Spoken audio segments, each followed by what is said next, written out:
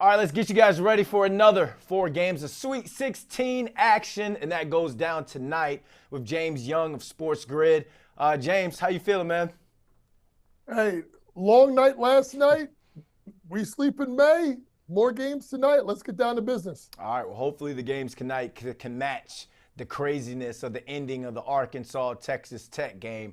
But before we start breaking down Ole Miss, Michigan, every team that plays in the Sweet 16 tonight is either from the SEC or the Big Ten, except for Houston. I got a problem with that. We'll talk about that on another day. But the night kicks off with 6-seeded Ole Miss versus 2-seed Michigan State.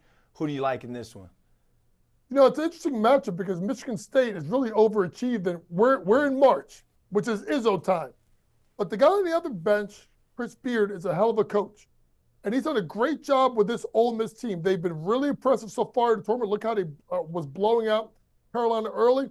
And Michigan State has been a little bit shaky here as of late. Obviously, starting off slowly against New Mexico. I'm going to go ahead and I'm going to take the points. I like Ole Miss to get the win and the cover and knock out Sparty. All right, Tom Izzo gets knocked out in a place where he is just familiar with. I forget how many Sweet 16s that he's coached in, but it's been a lot. A legendary coach right there in Tom Izzo.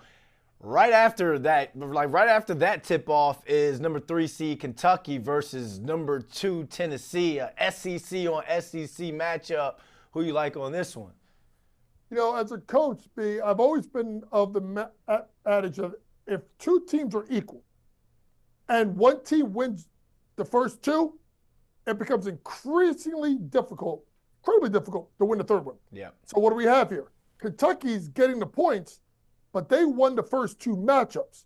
To me, I like Tennessee minus 4.5. They seem to be a little bit more solid on both ends of the floor, offensively and defensively. It's just a matter of does Lanier and Ziegler make enough shots from the perimeter?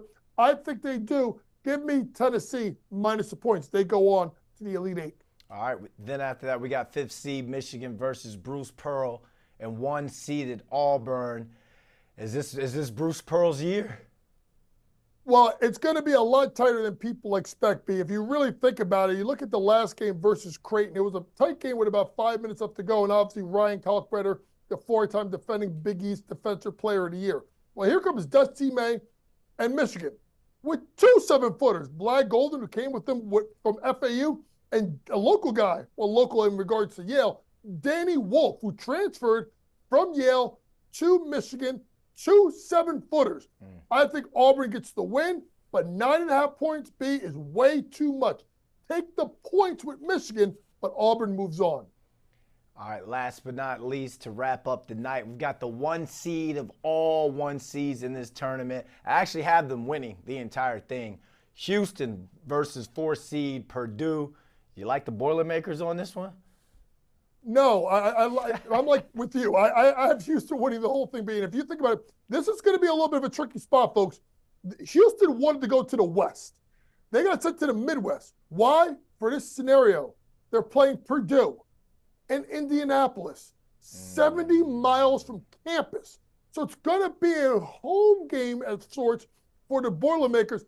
I don't think it matters. When you look at LJ Cryer, if you look at Uzan, if you look at the play of Emmanuel Sharp, and the junkyard dog who's going to be the difference maker tonight, Jawan Roberts. He's back. He's healthy. 18-8 last game. I like Houston to cover the spread. I like Houston to win the game. And I like you, my friend, I like Houston to cut down the nets in San Antonio. Yeah, man. That's a top-tier program they got going on down there in H-Town. James, thanks for getting us ready for tonight. The action starts off at somewhere around 7 p.m. They say 7. Tip-off doesn't start until like 7:45 after all the commercials and stuff. But thanks for hanging out with us. Appreciate you.